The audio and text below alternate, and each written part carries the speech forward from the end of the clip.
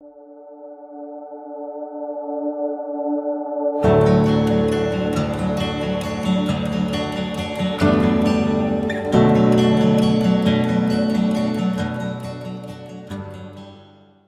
estamos viendo durante todo este año la carta de Pablo a los romanos y ahora vamos a entrar al capítulo número 4 del libro de Romanos y veremos en este capítulo la exposición de un versículo clave del Antiguo Testamento sobre el tema que Pablo va a empezar a profundizar un poquito más. Pero la esencia de lo que hasta ahora hemos visto en los primeros 3 capítulos del libro de Romanos es realmente un panorama sombrío de la humanidad. No son noticias alentadoras cuando leemos los primeros 3 capítulos de Romanos. Por ejemplo, a causa de la culpabilidad, los gentiles, dice la Biblia que ellos no tienen excusa. A causa de la culpabilidad, los judíos, Dios dice de ellos, el nombre del Señor es blasfemado entre los gentiles por causa de ustedes. Y Pablo llega a la conclusión, o mejor dicho, Dios llega a la conclusión y él declara que no hay justo ni aun uno. No hay quien entienda, no hay quien busque a Dios, no hay nadie bueno en la tierra. Y él termina diciendo en Romanos 3:23, por cuanto todos pecaron y no alcanzan la gloria de Dios. Están destituidos de estar en la presencia de Dios. Nadie puede estar delante de Dios, en la presencia de Dios, a causa de la culpabilidad que hay en ellos. Pero al final del capítulo 3 encontramos un atisbo de una gloriosa verdad que alegra el alma. Pablo entra ahora en un tema que cuando el cristiano lo entiende, eso debería traer alegría a nuestro ser. Eso debería de alegrarnos en gran manera. Él dice, por ejemplo, en Romanos 3:26, para demostrar en este tiempo su justicia, a fin de que Él sea justo y sea el que justifica al que tiene fe en Jesús. Ahora está hablando acerca de un tema que es más profundo, que lo ha venido tratando con ciertas pinceladas, y es de la justificación. Y llega el versículo 30 del mismo capítulo 3 y Pablo dice, porque en verdad Dios es uno, el cual justificará en virtud de la fe a los circuncisos y por medio de la fe a los incircuncisos. Ahora el problema evidente es que sin lugar a duda el hombre es culpable. El hombre no puede estar delante de Dios. El hombre no tiene derecho a estar delante de Dios a causa de la culpabilidad que hay en él. Debemos de recordar que Dios es santo y Dios no tendrá por inocente al culpable. Por lo tanto, el hombre no puede estar delante de Dios siendo culpable. ¿Cómo Dios puede aceptar en su santidad a un culpable? ¿Cómo pueden sus ojos estar delante de alguien que es culpable? Dios no admite eso. Entonces, siendo culpable el hombre, ¿cómo podría estar de pie ante un Dios santo? ¿Cómo podría ser aceptado por un Dios que es justo? Esa es la pregunta que tiene que hacerse todo aquel que está aquí en esta mañana y que no tiene a Cristo en su corazón. Todo aquel que no ha rendido su vida al Señor debería de preguntarse, ¿cómo es que Dios me puede aceptar? ¿Cómo es que Dios me puede ver con buenos ojos? Porque los que somos creyentes entendemos que ya estamos justificados, no tenemos ese problema. Quiero que vayan conmigo, por favor, al libro de Romanos, al capítulo 4, y vamos a leer los primeros 8 versículos. Dice la Biblia, Romanos 4, del 1 al 8. ¿Qué diremos entonces? ¿Que halló Abraham nuestro padre según la carne? Porque si Abraham fue justificado por las obras, tiene de qué jactarse, pero no para con Dios. Porque, ¿qué dice la Escritura? Y creyó Abraham a Dios y le fue contado por justicia. Ahora bien, al que trabaja el salario no se le cuenta como favor, sino como deuda. Pero al que no trabaja, pero cree en aquel que justifica al impío, su fe se le cuenta por justicia. Como también David habla de la bendición que viene sobre el hombre, a quien Dios atribuye justicia aparte de las obras. Bienaventurados aquellos cuyas iniquidades han sido perdonadas y cuyos pecados han sido cubiertos. Bienaventurado el hombre cuyo pecado el Señor no tomará en cuenta. El tema titulado para el día de hoy es la justicia de Dios ilustrada. Como les dije, el tema es titulado para hoy la justicia de Dios ilustrada. La justificación, que es el tema al cual Pablo está tocando o hablando, es un pilar importante en la tradición y teología cristiana. Cuando alguien no comprende el tema de la justificación, no entiende lo que es la puerta para entrar al cristianismo. No lo ha entendido. Pablo ya ha venido dando algunas enseñanzas sencillas sobre el tema, pero ahora quiere ilustrarlo de una manera más clara para que nosotros lo comprendamos bien. Y por eso es que el tema es la justicia de Dios ilustrada, porque ahora él pasa de una manera práctica y clara a ilustrar lo que es la justicia divina o la justicia de Dios. Y para esto él toma a dos personajes del Antiguo Testamento. Cuando él llega al versículo 1 del capítulo 4 del libro de Romanos, Pablo introduce a un personaje muy respetable y apreciado del Antiguo Testamento, que es Abraham. Y dice el versículo 1, el capítulo 4, lo voy a leer en la Nueva Versión Internacional porque es un poquito más claro, y dice así: entonces, ¿qué diremos en el caso de nuestro antepasado Abraham? Ahí está Abraham, un hombre que era pecador, un hombre que fue sacado de su familia, de su tierra, y fue conducido por Dios hacia otro lugar, un lugar que Dios le iba a mostrar. El primer punto que quiero ver en esta mañana es la justificación de Abraham. Ahora, si tú deseas ver la historia de Abraham, tienes que irte al Génesis. Y del capítulo 11 al 22 está toda la historia de Abraham. Y Abraham es de alguna manera nuestro antepasado según la carne. Dios promete a Abraham que él se convertirá en una gran nación, que esa nación exaltará y bendecirá al mismo Abraham, y que a su vez Abraham sería una gran bendición para toda la humanidad. Esa es la promesa que Dios le hace a este patriarca. En Abraham serían benditas todas las naciones de la tierra. Ahora, en los tiempos de Pablo, cuando ya el Señor Jesucristo había ascendido, Abraham era tenido en gran estima en el pueblo judío, en la nación de Israel. Lo consideraban mucho a Abraham y también a Moisés. Cuando los fariseos, cuando los escribas, cuando los enemigos de Dios atacan al Señor Jesucristo en su ministerio terrenal, ellos sacan un arma que tenían guardada debajo de su manga, y era su padre Abraham. Y dice la Biblia que le dicen: ¿eres tú acaso mayor que nuestro padre Abraham, el cual murió? Abraham era tenido en gran estima, y ellos decían que Abraham era mayor que Jesús. Mira la consideración que le tenían.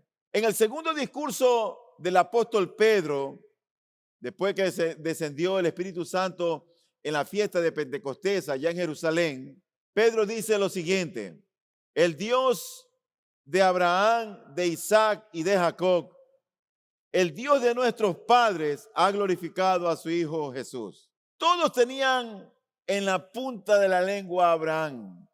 Abraham era un hecho no solamente histórico, sino un personaje apreciado, amado, querido, a pesar de que habían pasado cientos de años de que Abraham había existido. Y de Abraham afirma la Escritura en el texto que leímos que fue justificado y que fue aceptado delante de Dios. pero ¿cómo puede ser aceptado delante de Dios si Cristo aún no había venido? Si la salvación es por medio de Cristo, ¿cómo es que él fue aceptado? ¿Cómo es que Dios aceptó a este hombre?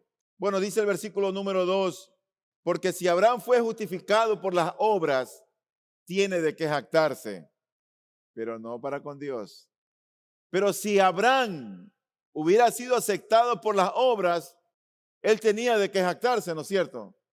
Pero esa jactancia sería probablemente delante de nosotros, delante de los sacerdotes, delante de otras naciones, delante de cualquier otra persona.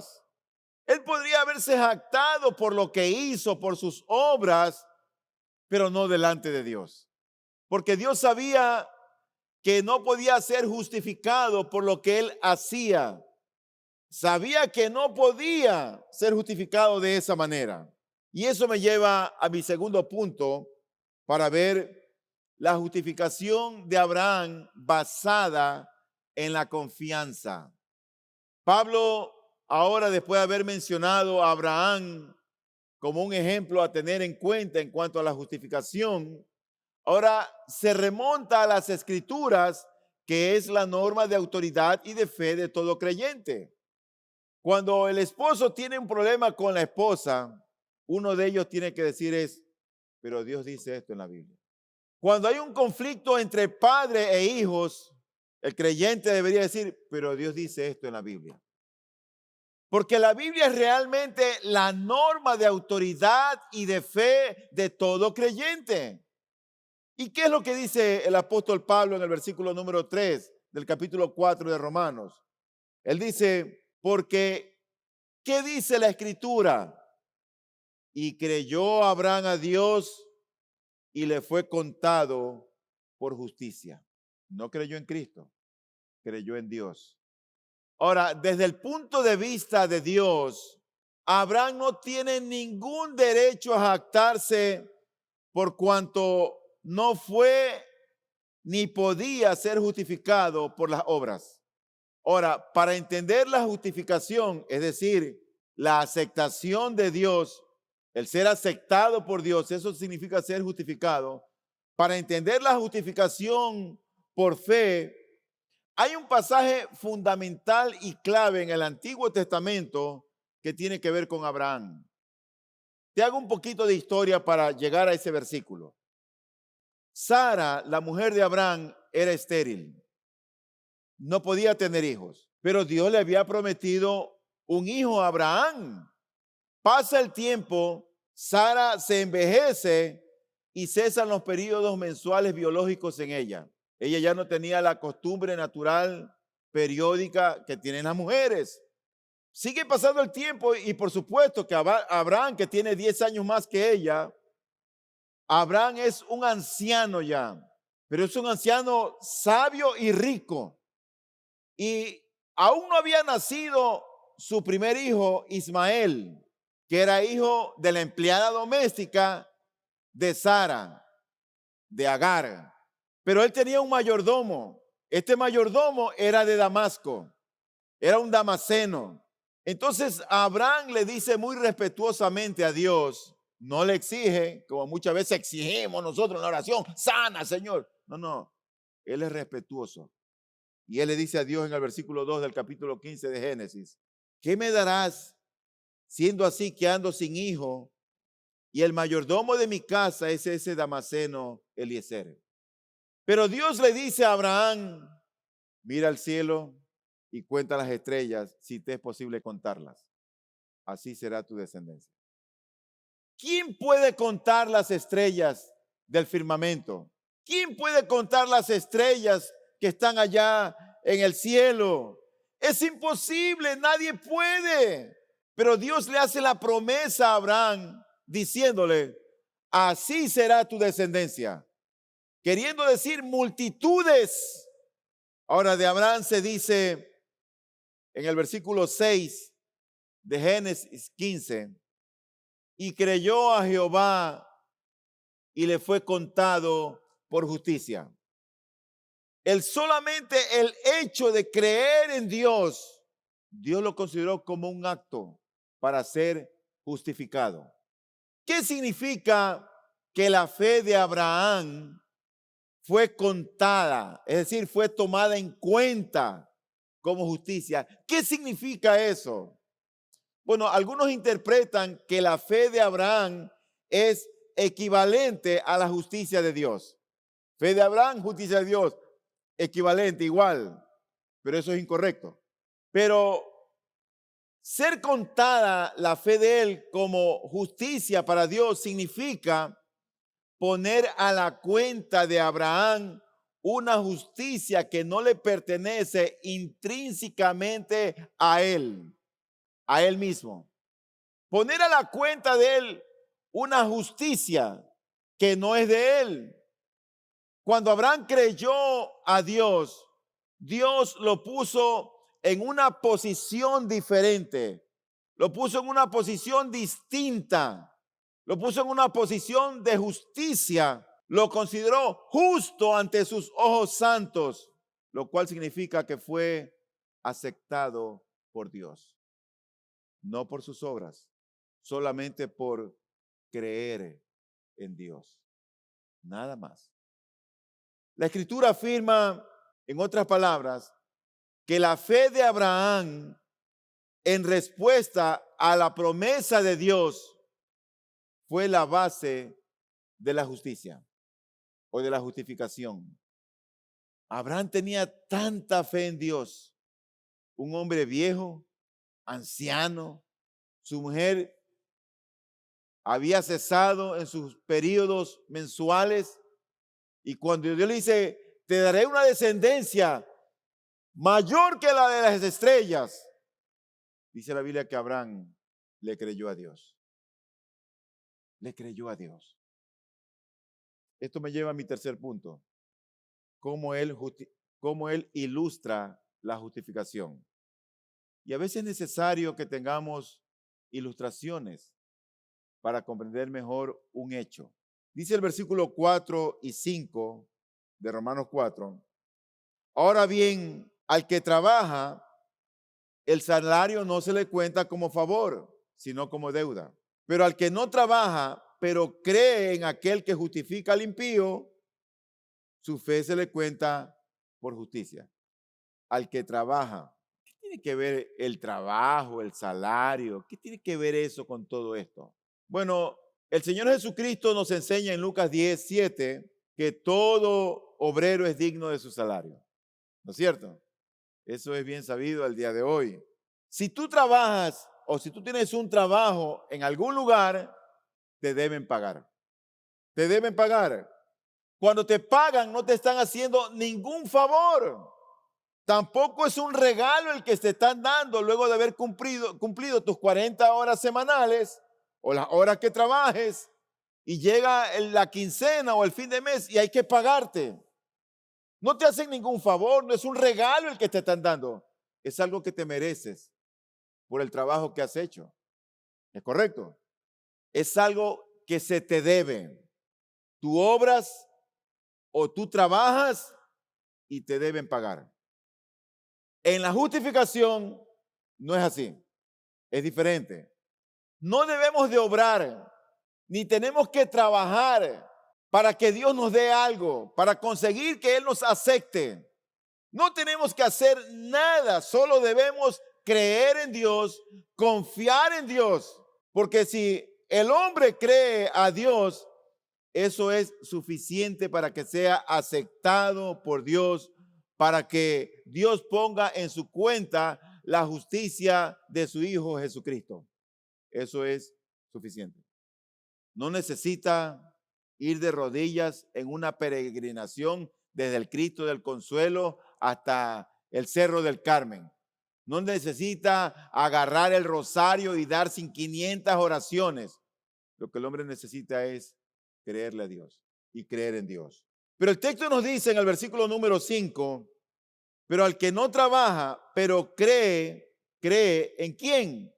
En aquel que justifica al impío. Ponte a pensar en esa frase. Cree en aquel que justifica al impío. Cree en aquel que justifica al malvado. ¿Cómo puede Dios, siendo justo, justificar al malvado. Eso lo haría injusto. ¿Cómo puede Dios, siendo santo, pasar por alto los pecados del malvado? ¿Cómo puede hacer eso? Bueno, la expresión que alude a Dios como aquel que justifica al malvado o al impío es una descripción famosa, perturbadora y polémica. Y lo primero que debemos entender es que cuando Dios nos justifica, no nos cambia moralmente. No es que cuando Dios nos justifica hace algo en nosotros que nos transforma. No, no, no. La justificación es simplemente un decreto. Es una declaración legal del juez del universo sobre el creyente. Eso es cuando aquel que es culpable va al tribunal y ahí está un juez. Y el juez está escuchando todo lo que se dice, las acusaciones contra él. Viene el fiscal, vienen los abogados y acusan y dan todas las pruebas. Viene el abogado defensor y da todas las pruebas. Y al final el juez emite un veredicto. Y el juez, luego de escuchar ambas partes, él dice, él tiene dos opciones. La una acción es declararlo culpable y la otra acción es declararlo absuelto. Entonces el juez oye y dice, absuelto. Cuando el juez dice eso, no provoca ni hace nada en el interior de ese hombre. Es solamente una declaración legal. Lo pone nuevamente para que esté con la gente, que sea parte del pueblo. Lo inserta nuevamente a la sociedad. Cuando Dios declara a alguien justo o lo justifica a alguien, no hace nada moralmente en el interior de la persona. Es solamente una declaración legal lo que Dios está haciendo. Ahora, justificación, regeneración y santificación son cosas distintas. Y no debemos de mezclarlas unas con otras. Y las personas no pueden hacer nada a fin de prepararse para la obra justificadora de Dios. No es que, oye, prepárate porque Dios te va a justificar. No, no, no, tú no te puedes preparar. ¿Por qué? Porque cuando leemos que Dios justifica al impío, al malvado, al perverso, cuando leemos que Dios acepta a una persona que es mala, cruel, que merece el infierno, cuando vemos eso, entendemos que ese es un acto soberano de la libre gracia de Dios, es un acto creativo de Dios por el cual considera justo a alguien delante de él mismo, a alguien que no lo es, que no merece estar delante de él, sino que más bien es culpable. Pero Dios lo recibe. Entonces la justificación es solamente por la gracia de Cristo y solamente por la fe en Cristo. Siendo Dios santo y justo, y después de justificar al culpable, al impío, al perverso o al malvado, eso como que hace parecer a Dios injusto. ¿Cómo puede Dios justificar al perverso y al malvado? De hecho, eso fue lo que él ordenó que no hicieran los jueces de la tierra cuando dio los mandamientos. Eso es algo a lo que él se comprometió a él mismo no hacerlo. Por ejemplo, en el libro de Proverbios, en el capítulo 17:15, dice la Biblia, el que justifica al impío y el que condena al justo, ambos son igualmente abominación al Señor. ¿Y cómo es posible que él esté justificando al impío? ¿Cómo? ¿Eso no haría a Dios injusto? En Éxodo 23:7, él dice, aléjate de acusación falsa y no mates al inocente ni al justo, porque yo no absolveré al culpable.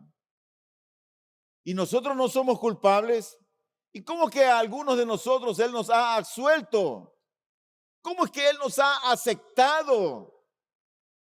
Bueno, dije la palabra algunos a propósito, porque hay otros que faltan y esperamos que Dios los absuelva. Por lo tanto, esto parece ser como que si pone a Dios en una posición de un Dios injusto.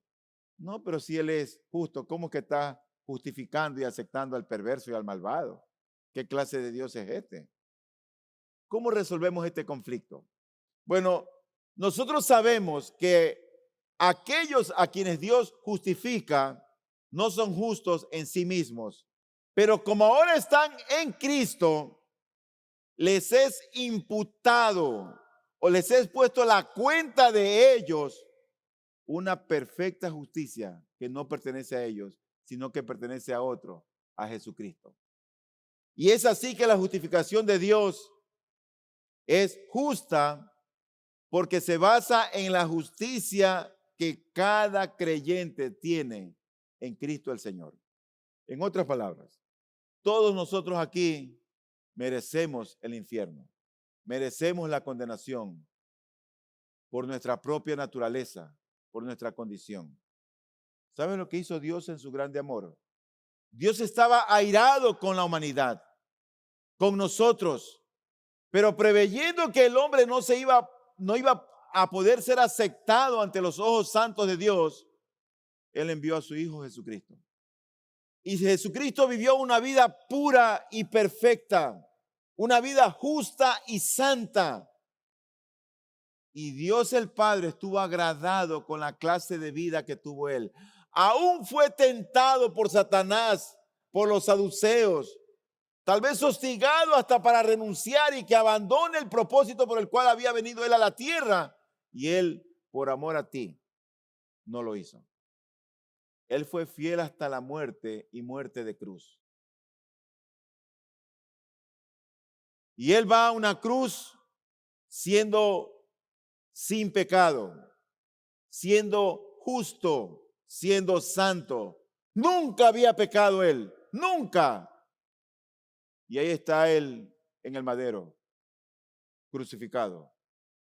Dios el Padre ve a su Hijo en la cruz y lo ve como un sacrificio. Y por ser un cordero sin mancha, sin pecado, acepta ese sacrificio. A Dios Padre le agrada lo que está haciendo su Hijo. Y toda la ira que tenía sobre la humanidad la descarga sobre su Hijo. Porque en la cruz del Calvario, Cristo se hizo pecado por nosotros. Entonces, cuando el creyente cree la obra de Cristo, cree lo que hizo Cristo en la cruz, esa justicia de Cristo es puesta a nuestra cuenta. Porque el cristiano está ahora creyendo en Cristo, está unido a Cristo, está en Cristo. Y eso es lo que hace la diferencia entre un cristiano y un impío. Es sencillo el evangelio, es solamente cuestión de creer. Yo dije que esta justificación no cambia nuestra posición moral o nuestra naturaleza esencial, porque yo dije que la justificación es una declaración legal que Dios hace sobre aquellos a quienes Él mismo ha predestinado. Eso no depende del que quiere ni del que corre.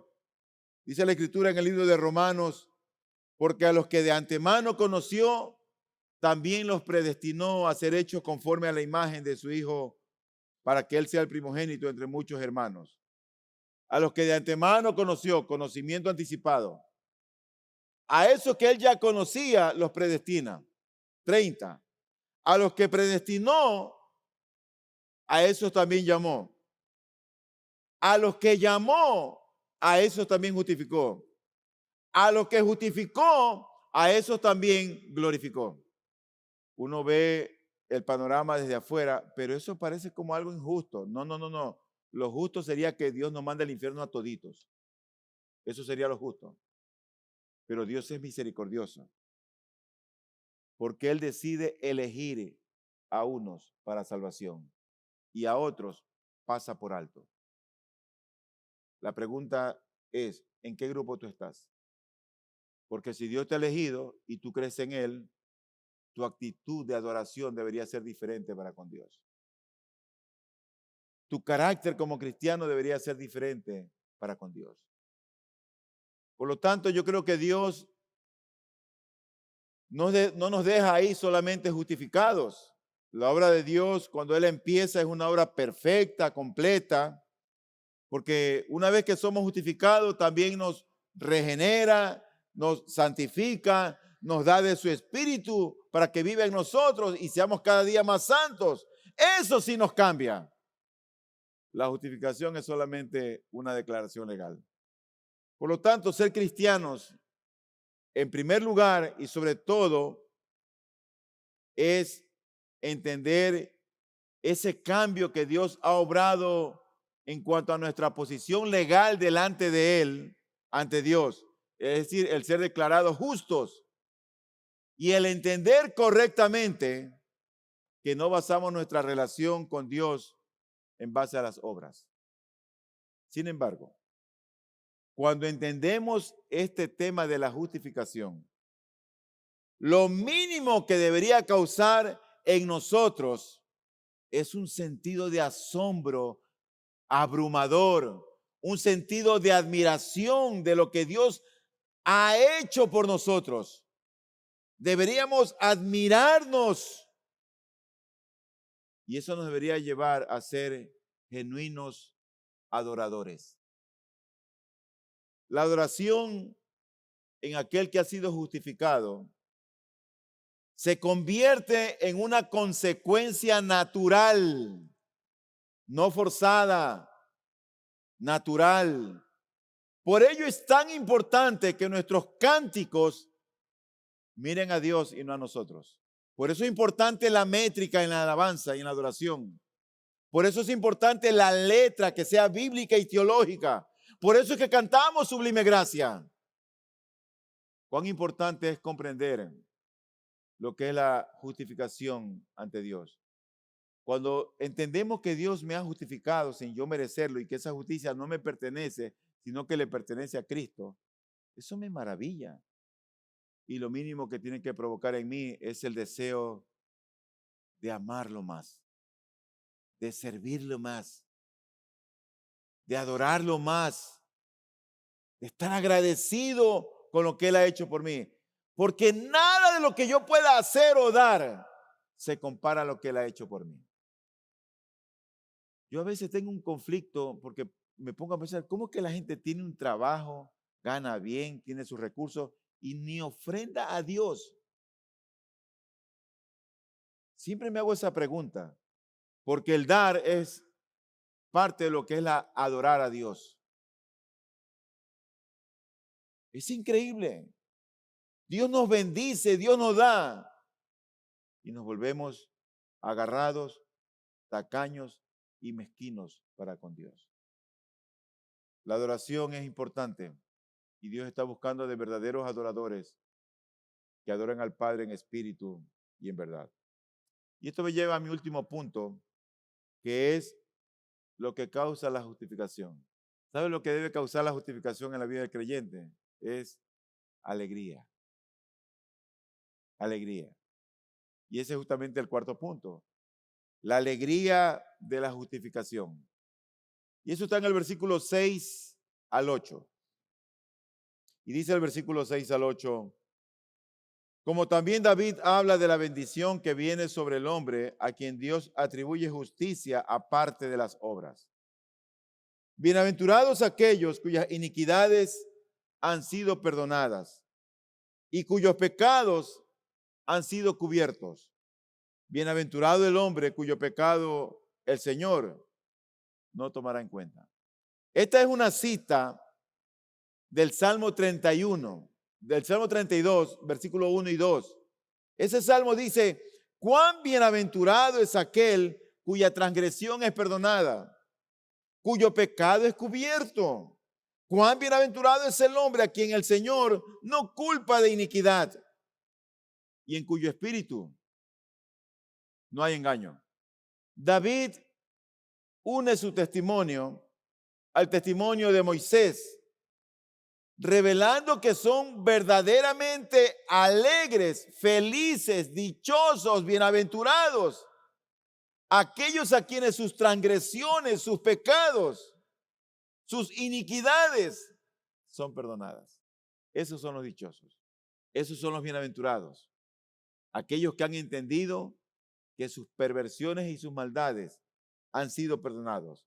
Ahora, es evidente que estas personas siguen cometiendo pecados, pero Dios no se los toma en cuenta, los ha aceptado, chuecos, medios torcidos, siguen caminando en el Evangelio y Dios los bendice, porque Dios los aceptó, Dios los recibió, Dios los justificó. Estos versículos de los Salmos confirman lo que Pablo ha explicado en Romanos 4, del 4 al 5, que Dios justifica al malvado. Es decir, que declara inocente a personas que realmente en sí mismas no lo son. No lo son. Les confiere una posición que no se han ganado, que no se merecen, pero que Dios en su soberana voluntad los quiso poner en ese lugar. Ese es el corazón de las buenas nuevas. Ese es el corazón del Evangelio. Dios nos acepta por medio de nuestra fe tal y cual como somos. Dios nos acepta por medio de nuestra fe tal y cual como nos presentamos ante Él. Por lo tanto, sea tú quien seas, seas tú lo que hayas hecho en la vida, si tú crees la obra de Cristo, si tú crees lo que Cristo el Señor ha hecho, Él perdona tus pecados, Él perdona tus maldades, Él perdona tus perversiones, Él perdona toda tu maldad. Ese es el corazón de Dios. Tenemos un Dios misericordioso y bueno. Gloria a Dios por Él. Vamos a orar y dar gracias al Señor.